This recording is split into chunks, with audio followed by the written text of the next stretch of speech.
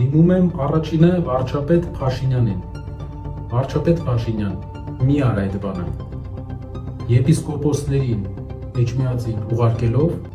մի ուղարկիր այնտեղ քաղաքացիական հագուստով ոստիկանների, մի հրահրի սադրանքներ եւ հակառակություն մեր ժողովրդի մեջ։ Մի պարակտի մեր ժողովրդին, նվեր մի արա մեր թշնամիներին,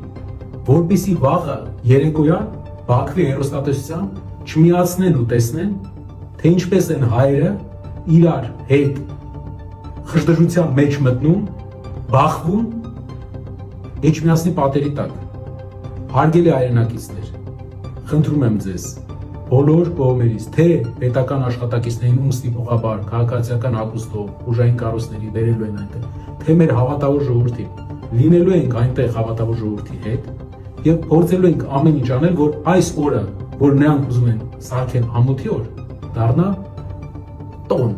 համերաշխության տոն։ Մենք պետք է իրար հետ դա անենք, չնայած որ մարդիկ օգտագործելով եպիսկոպոսների թուլությունը այդ մարդկանց օգտագործում են որպես պարակտիչ գործում մեր եկեղեցում։ Հարգելի հայրենակիցներ, հավատավոր ժողովուրդ, մենք բոլորս այնտեղ ենք լինելու վաղը եւ